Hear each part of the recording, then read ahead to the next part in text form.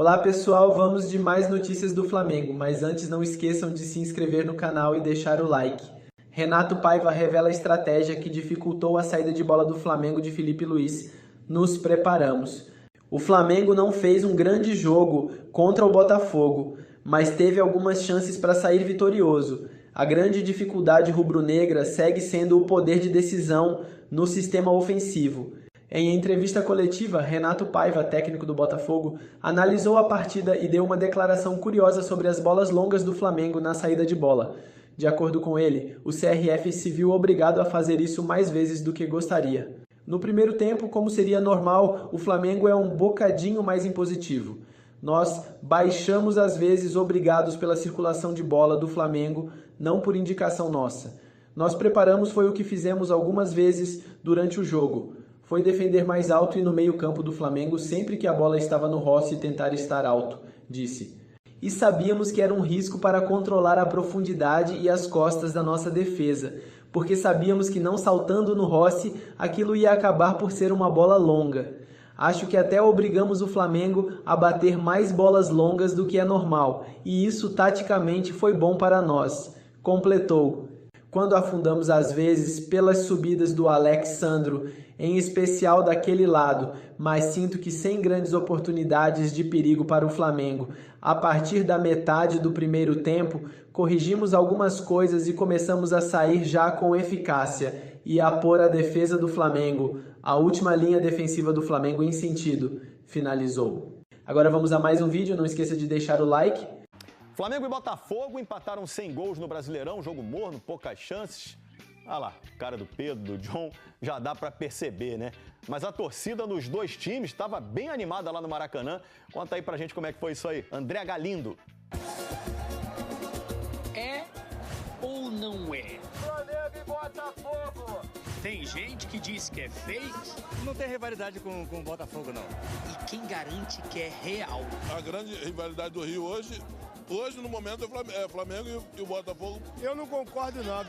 Um duelo em que a temperatura vem subindo. O Botafogo sempre incomodou um pouquinho o Flamengo, mesmo na fase ruim, né? Agora na fase boa, disputando o título com o Flamengo, a gente incomoda muito mais. Luiz Henrique de primeira! Breve retrospectiva.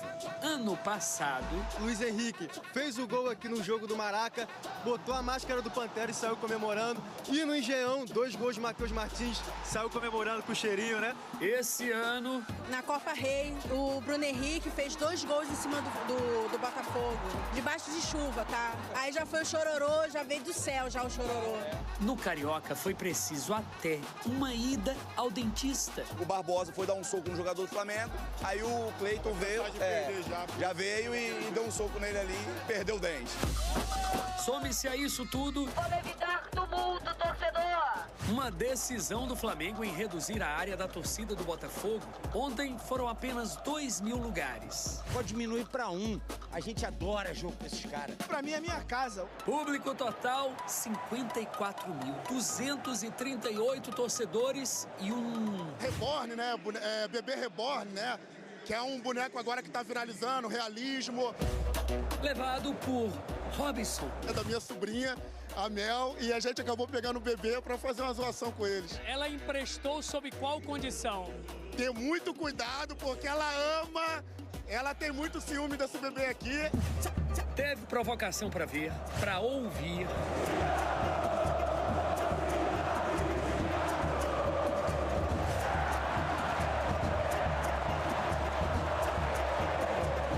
Só não teve gol. Raridade, hein? Nos últimos 25 jogos entre os dois, sempre teve bola na rede. O último 0-0 foi 8 anos atrás. Realmente, acho que ninguém aguentou tanto físico, porque tivemos 2 decisões, né? Tanto a gente quanto eles com Estudiantes em casa. Muitos jogos, né, que a gente vem tendo. Não teve grito de gol dessa vez para acordar essa bebê real, Eloá, mas as provocações jamais vão acabar. Rubro-negros e alvinegros já esperam pelos próximos encontros. Copa do Brasil ou uma Libertadores, quem sabe? No próximo jogo vai ser no Engenhão agora. O outro jogo do segundo turno vai dar gente, vai dar Mengão. São 38 rodadas. Não, já passaram algumas. Não, eu só digo que o bicampeonato vem aí e o bi da Libertadores também. Isso não vem não, é o tetra da Libertadores. Tem sai fora. Beijo. Flamengo e Botafogo. Essa história vai longe. Sim que é bom, né? Futebol, torcida, todo mundo numa boa. Depois do jogo, Felipe Luiz e Renato Paiva reclamaram da falta de tempo para preparar os times. Tivemos menos de 72 horas para descansar. E óbvio que enquanto a perna está fresca, dura,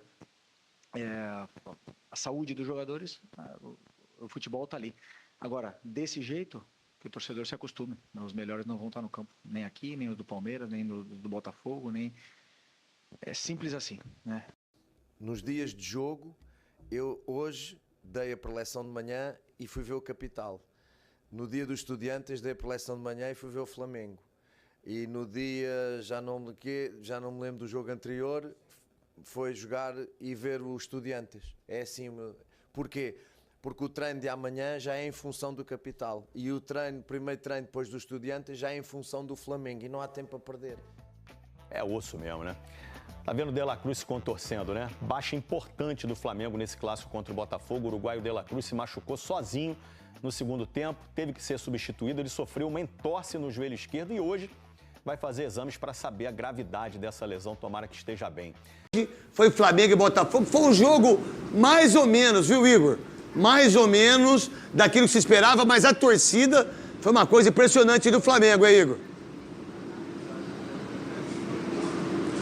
Foi sim, craque Neto. Boa noite para você, boa noite para todos. Foi um jogo mais ou menos, mas o Maracanã estava bem cheio, 54 mil pessoas presentes, 51 mil rubro-negros e 3 mil alvinegros ficaram num canto, mas também fizeram barulho aqui no Maracanã. As duas torcidas fizeram realmente uma festa impressionante, mas é fato que o jogo não foi um clássico daqueles. Os dois times tinham muitos desfalques. Só para falar dos titulares, considerados titulares, do lado rubro-negro, Pulgar, Gerson, Arrascaeta e Plata. E do lado alvinegro, Bastos, Barbosa, Savarino, Arthur, Matheus Martins. E esses jogadores parecem ter feito falta, principalmente aqueles do meio para frente, mais talentosos. Se tivesse um pouquinho mais de capricho de lado a lado, pelo menos um golzinho dava para ter saído de cada um dos times. Bom, o primeiro tempo, até por poder assumir a liderança do Flamengo, assumir a liderança do campeonato, o Flamengo começou melhor, tinha mais a bola, chegava mais ao ataque e teve a grande chance no jogo ainda na etapa inicial, uma saída atrapalhada do zagueiro alvinegro Jair e a bola sobrou com o Luiz Araújo, ele bateu e o John fez uma boa defesa.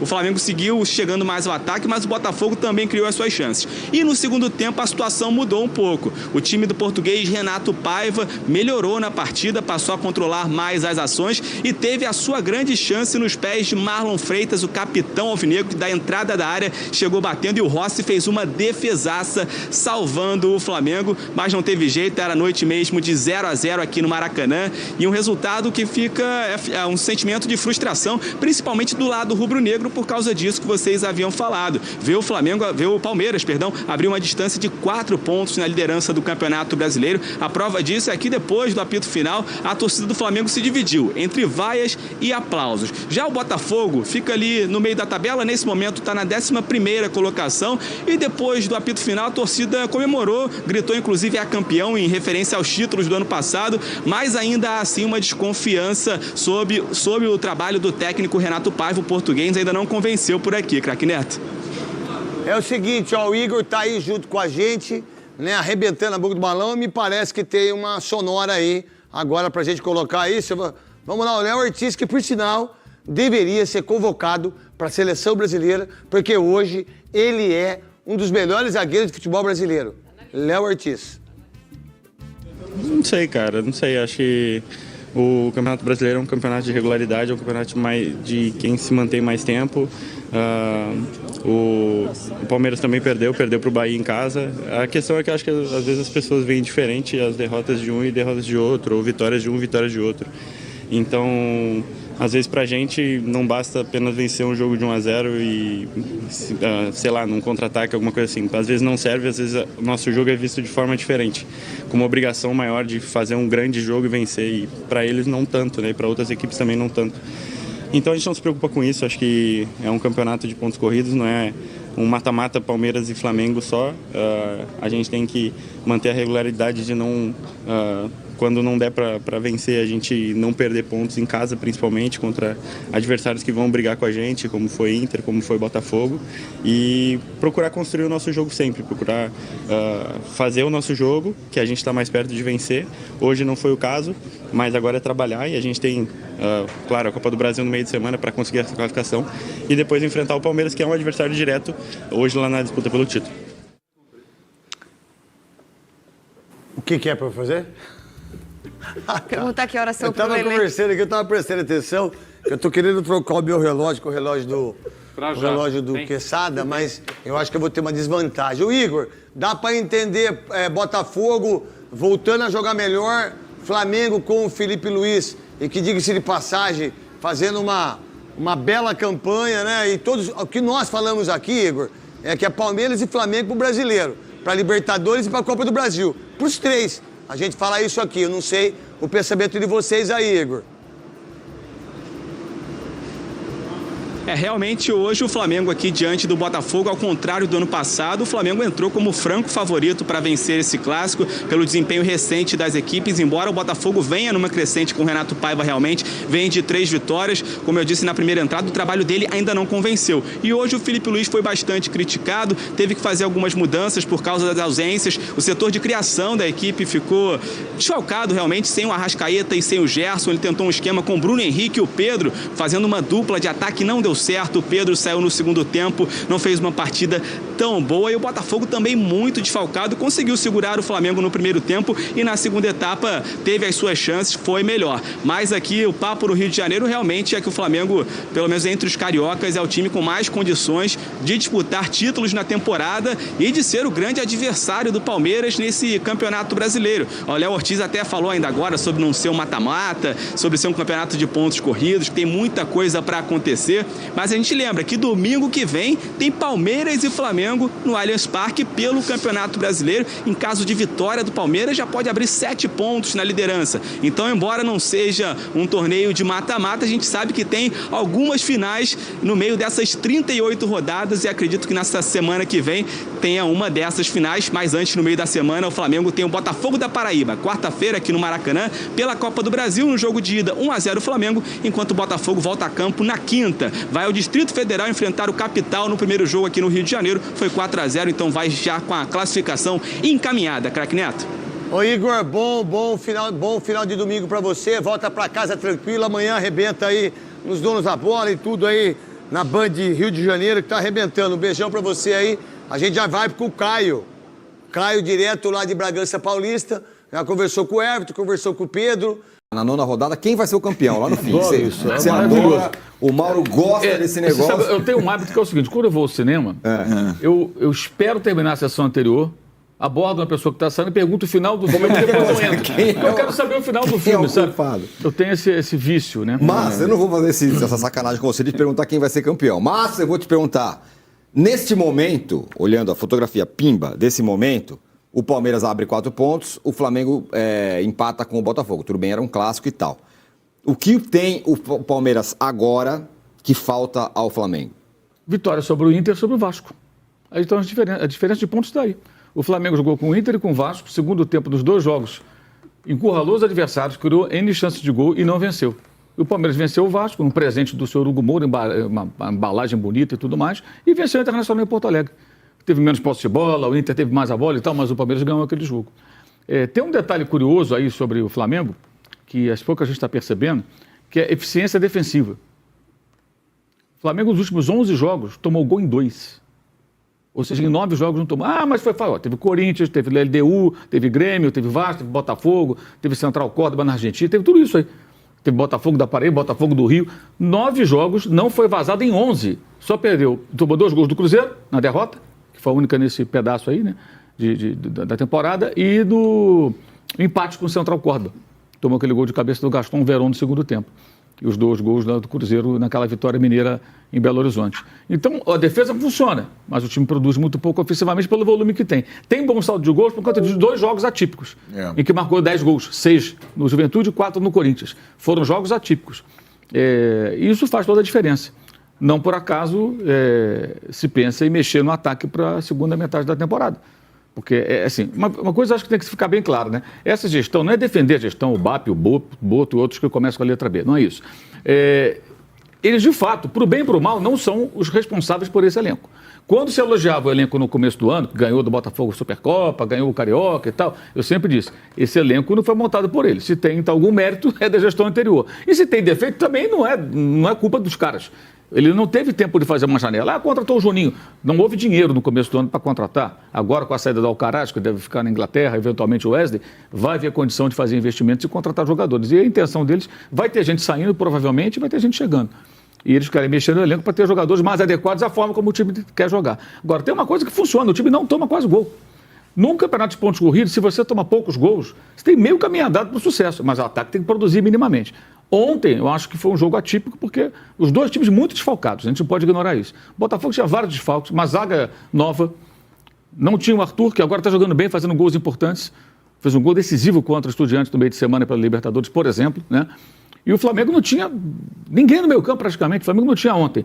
O Pulga, o Gerson, o Alan, o Arrascaeta, que não tinha condições de jogo, ele não foi poupado. Tá? E não teve ainda o Plata, que seria titular, é titular hoje, e perdeu o De La Cruz com 17 do segundo tempo, ali acabou o time.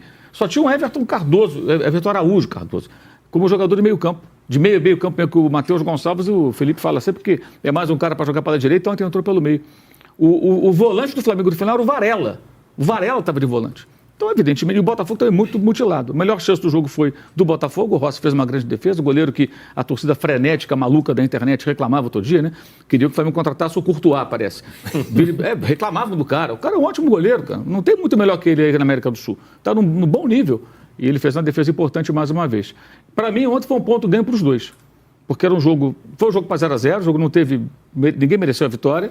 E o empate acabou sendo bom para os 2, porque ganhou um ponto. Eu acho que ontem se ganhou um ponto. Porque o jogo foi fraco, os times muito desfalcados. E aí tem uma coisa que a gente não pode ignorar. Como um campeonato afeta o outro. O Botafogo na Libertadores se complicou nos primeiros momentos ali. Ganhou do Carabobo com dificuldade no final, perdeu fora para a Universidade, perdeu fora para Estudiantes. Então entrou em campo essa semana tendo que vencer o Estudiantes. Olha a força que você tem que fazer para ganhar do Estudiantes. 2-0, tomou 2-2 e fez o 3-2. E o Flamengo, quando perdeu para o Central Córdoba, se meteu na mesma enrascada. Porque os 2 tiveram que se mobilizar, gente, para o jogo de meio de semana. E aí a escolha é a seguinte, vamos imaginar que há uma semana alguém dissesse assim, para o Botafoguense e para o Rubro Negro. Escolhe aí, bonitão, você tem um empate e uma vitória. Qual o jogo que você quer empatar ou qual que você quer vencer? É óbvio, quero vencer na Libertadores, vai ter chance de empatar no Clássico, depois eu vejo como é que fica no Brasileiro. Porque ainda tem muito jogo aqui, se eu perder aqui, eu tô morto, empatar. Os 2 não podiam empatar, o Botafogo até podia empatar, mas não era bom, né? Teria que fazer 2-0 na última rodada, agora basta vencer. Então, os erros que os 2 cometeram na Libertadores impactaram no brasileiro. A mobilização da semana foi toda voltada para a Libertadores. Isso não é uma justificativa, é uma crítica, antes que alguém entenda mal. Então, o que acontece? Quando você vai mal numa competição como a Libertadores, você vai ter efeitos colaterais. E os 2 pagam caro por isso. Tanto o Botafogo quanto o Flamengo. Tiveram semana que ficaram mais preocupados com a Libertadores, não tinha jeito. Né? O Palmeiras, ao contrário, o Palmeiras fez a sua lição. Ele ganhou os jogos que tinha que ganhar e essa semana fez o quê? Jogou com o Bolívar, que esse ano está bem fraco, é o pior do grupo, mas não importa, fez 2-0 rapidamente e depois tocou a bola. Não se desgastou. O Palmeiras se preservou, além de fazer um rodízio muito intenso dos jogadores, muito bem feito até agora, para o jogo mais difícil, que era o jogo do Bragantino. O Flamengo e o Botafogo não, tiveram que fazer um esforço para ganhar seus jogos. Tivessem feito o dever de casa antes, o Botafogo jogaria com o Estudiantes, se empatar, não tem problema, se perder, não estou eliminado. O Flamengo ele deu a mesma coisa. Então fica aí uma lição que eu não sei se vão aprender. Quando você tem essa fase do campeonato, e você tem um time que quer competir, não pode vacilar na fase de grupos. Os 2 pagaram caro por isso. Acho que hoje isso impactou na qualidade do jogo e no comportamento das 2 equipes ontem no Maracanã. Acho que por isso um jogo muito fraco também. E isso, repito, não é uma passada de pano, é uma crítica. A incompetência do Flamengo e do Botafogo desagou nessa semana em que os dois foram mal e perderam o contato com o líder do campeonato. O Botafogo também não pode esquecer, é o campeão. Ontem eu escutei no final da transmissão assim, não, o Flamengo não foi bom, para o Botafogo foi a campanha de recuperação. Campanha de recuperação que você aumenta a distância para o líder? Que diabo de campanha de recuperação é essa? O Botafogo tem um elenco caro, é o campeão da Libertadores, é do Brasileiro, então deveria ser questionado também. Por que está tão longe do líder? Não é isso? Tem tanto dinheiro que você colocou ali? Enfim. Ô, Juca, em cima do que disse o Mauro, sobre os dois times estavam muito desfalcados e tudo mais e tal, o Felipe Luiz, na coletiva depois do jogo, falou, olha, vocês se acostumem aí, porque vai ser isso aí. Não vai ter time o tempo todo jogando, porque não dá, porque o calendário é insano e tudo mais. Lembrei que o Tite, quando era técnico do Flamengo, foi na mesma linha, inclusive poupou muitos jogadores muitas vezes. E aí, pro Tite deu ruim, ele acabou indo embora do Flamengo. Pois é, mas aí o Tite era técnico da seleção brasileira e tinha algum poder para tentar mudar isso e não mudou. E nunca criticou o calendário enquanto esteve à frente da seleção brasileira. Até colaborou para tornar o calendário ainda pior com as convocações inevitáveis que tinha de fazer de jogadores que jogam aqui. O Felipe Luiz está sob as ordens de um presidente de clube que está vendo o que aconteceu nesses dias em torno da eleição da CBF e, se duvidar, hoje mesmo está compondo para não ficar mal e tentar não ser prejudicado por arbitragens, e vão aclamar o novo presidente da CBF no domingo que vem, que é um escárnio. Então, eu te diria, isso não tem solução. Será melhor treinador aquele que for capaz de conviver com isso a vida inteira e mais 3 meses, porque já faz uma eternidade que se convive com isso no Brasil. E não adianta falar na entrevista coletiva, é tudo verdade, Ninguém faz milagre com esse calendário. E o futebol brasileiro que se dane. E você acaba vendo a qualidade de um Botafogo e Flamengo, de um Flamengo e Botafogo, que nós elegemos na sexta-feira como o clássico mais interessante da rodada, acabou sendo um clássico nota 5,5. Né? Um primeiro tempo razoável, um segundo muito ruim, porque os jogadores vão caindo, vão se destruindo, vão se esfalfando e não podem jogar o futebol que seriam capazes de jogar se o calendário fosse minimamente humano. Agora, ficar reclamando também não adianta. Né? Era hora, depois do escárnio que a gente viu esse fim de semana em torno da CBF, de 30... Cristiano Ronaldo, contratado pelo Flamengo, tem decisão oficial com descarte dos cariocas, segundo Vene Casagrande. Uma verdadeira bomba acabou surgindo no futebol brasileiro no último sábado, 17, envolvendo o astro mundial Cristiano Ronaldo, e o Flamengo poderia estar envolvido nessa situação. Isso porque, de acordo com o conceituado jornal Marca, da Espanha, o português estaria desejando jogar no Brasil para disputar o Super Mundial de Clubes, e muito se especulou que essa equipe poderia ser o Mengão. Inclusive, recentemente, o craque comentou do mais querido, elogiando a equipe carioca, aumentando ainda mais os boatos. Agora, a posição oficial do rubro-negro do Rio de Janeiro foi exposta. Fla descarta a contratação por um motivo. Acontece que o jornalista Vene Casagrande, que sempre tem muitas informações de bastidores do Mengão, revelou que a cúpula flamenguista descarta a possibilidade de contratação do português. O profissional de imprensa foi informado por pessoas de dentro do clube que não há o interesse em contratar um jogador para disputar apenas o Super Mundial de Clubes e deixando o Fla após o fim do torneio. A pessoa em questão respondeu para Casagrande que depois ferra o grupo todo, ou seja, existe um temor sobre uma eventual contratação causar algum problema nos bastidores. Dessa forma, se existe negociação de CR7 com um time brasileiro, esse clube provavelmente não é o Flamengo. E você, torcedor, o que acha da situação do Flamengo? Deixe sua opinião nos comentários.